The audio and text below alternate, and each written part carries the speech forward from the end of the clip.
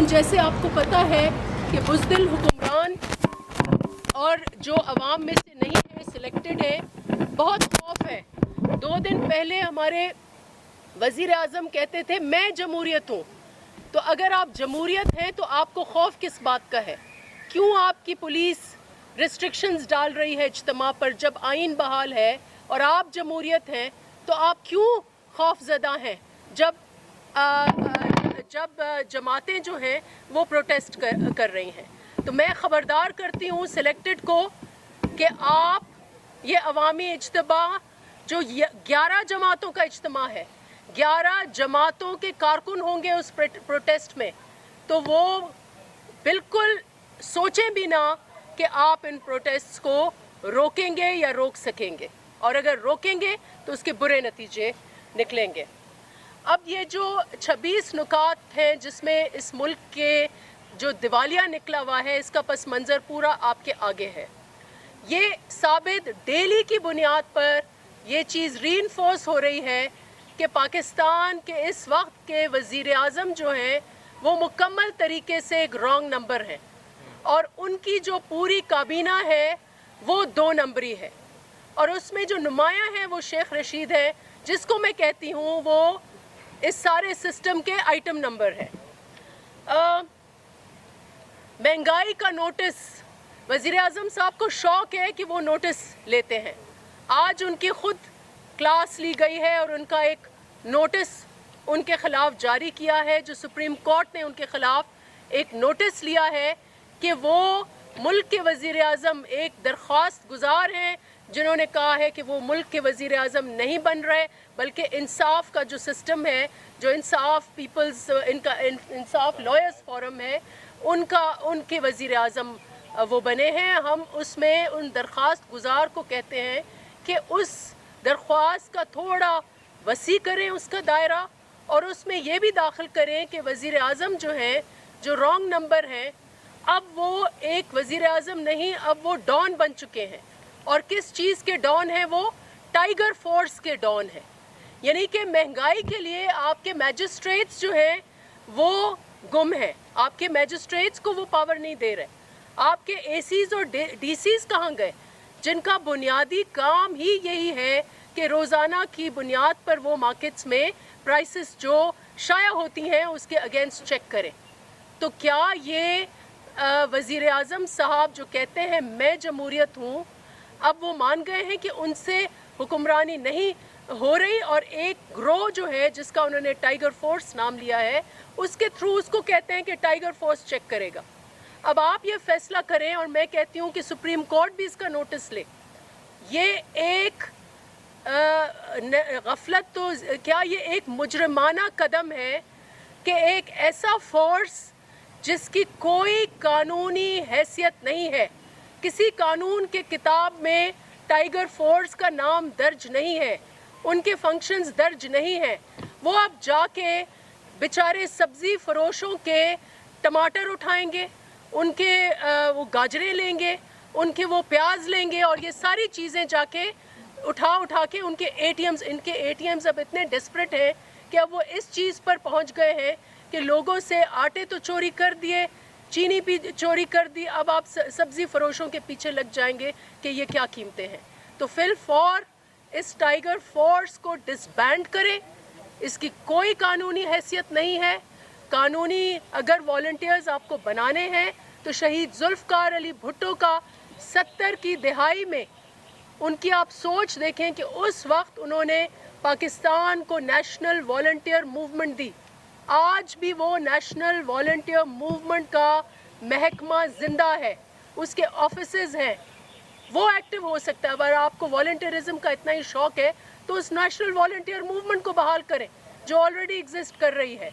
तो fill for इस tiger so called tiger force को डिसबैंड करें, वरना हम समझेंगे या आप हमें रीइंफोर्स करेंगे कि आप एक डॉन बन चुके हैं और एक ग्रोह के मालिक हैं। जैसे गली में गुंडा होता है और उसके वाठे होते हैं, आप भी वो काम करने लगे हैं। और ये सब्ज़ी फरोशों को मैं एसीज़ और डीसीज़ से भी पूछना चाह रही हूँ। आज मैंने टीवी में देखा कि एक डीसी जो है वो बहुत ही फ़ख्र से कहता है कि ये जी देखें टाइगर फोर्स हमारे साथ है।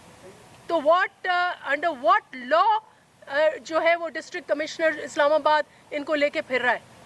बिल्कुल गैर कानूनी कदम है, इसको डिसबैंड किया जाए। सुप्रीम कोर्ट इसका नोटिस, एक बार फिर हमारे नोटिस लेने वाले प्राइम मिनिस्टर का एक और नोटिस लें कि ये टाइगर फोर्स जो है इसका कानूनी जो है बेसिस वो क्या है।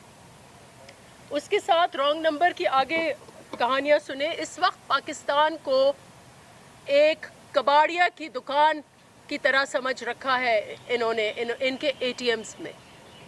हम सकूते, इस मुल्क में एक सकूते ढाका हुआ।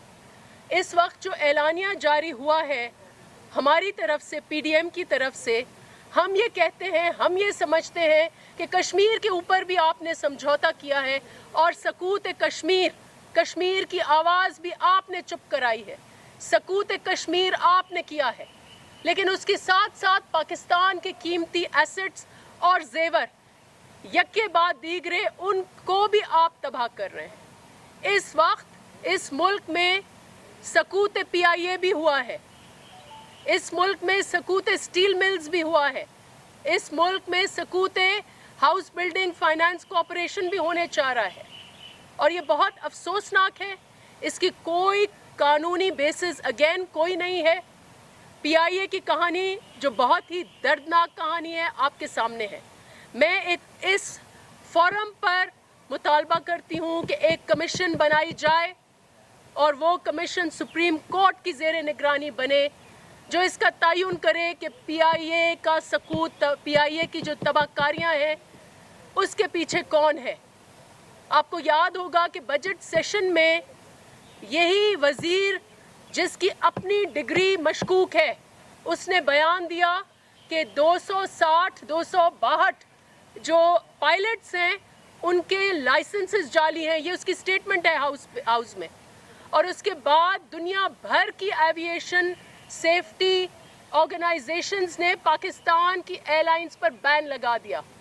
उसके बाद इन वज़ीर से आप पूछें कि ये जो 260 लाइसेंसेस जाली जो हैं पायलट्स वो कहाँ हैं, उनके नाम बताएं कि उनके साथ क्या किया है।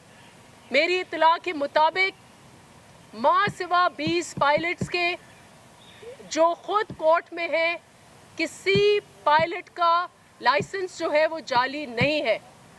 तो ये एक झूठ बोला गया है। और उसके ऊपर मैं एक बार फिर डिमांड करती हूँ कि जो वज़ीर हैं ग़ुलाम सरवर साहब, उनको इस्तीफ़ा देना चाहिए, उनको इस्तीफ़ा देना पड़ेगा, क्योंकि उन्होंने, मैं फिर से रिपीट करती हूँ कि अगर आपने कौमी असासे को नुकसान पहुँचाया है तो ये आपने गद्दारी से कम हरकत नहीं की है। और इस वक्त PIA के हाल ये है कि आपके पास पायलट सारे बहाल हैं, नौकरियों पर लग गए हैं, लेकिन वो फ्लाई नहीं कर सकते। कितनी गमगीन ये कहानी है कि वो फ्लाई नहीं कर सकते क्योंकि आपकी PIA की बंदिश है। और इनके जो ATMs हैं और रॉन्ग नंबर्स हैं, 2 नंबर्स हैं और आइटम नंबर्स हैं, इन्होंने क्या किया है, इन्होंने तरह तरह की एयरलाइंस इस मुल्क में उनको लाइसेंसेस दिए हैं कि वो पाकिस्तानी पैसेंजर्स को उठाएं और उस पे किसके कटबैक्स हैं, किसके कमीशंस हैं, वो आप सब जानते हैं। और फिर आखिर में रूजवेल्ट अगेन हमारे मुल्क का हीरा है। वो न्यूयॉर्क के शहर में, मैनहट्टन में, जहां अरबों रुपए की प्रॉपर्टीज़ हैं, वहाँ PIA और पाकिस्तान की ये निशानी है। किसने कहा आपको कि आप उसको बंद करें? ये भी लूट सेल हो रही है पाकिस्तान के साथ, पाकिस्तान के असासों के साथ।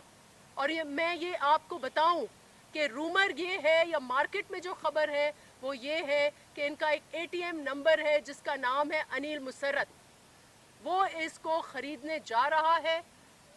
तो इस पर भी एक कमीशन बननी चाहिए, इस पर भी एक इंक्वायरी होनी चाहिए कि खान साहब जो कहते थे कि मेरी 20 साल की जदोजहद ये है कि मैं करप्शन का खात्मा करूँगा, आज पाकिस्तान को कबाड़िए का दुकान बना दिया है उन्होंने और एक एक चीज़ वहाँ से उठा कर वो बेच रहे हैं। और ये रूजवेल्ट का जो हमारा कीमती असासा है, रूजवेल्ट जो है وہ لاس میں نہیں ہے، اس وقت بھی لاس میں نہیں ہے. ہاں کرونا کی وجہ سے ہو سکتا ہے عارضی دشواری ہو، لیکن لاس میں نہیں رہا ہے روزویلٹ، اور اس کو آپ ایسے بند کر رہے ہیں.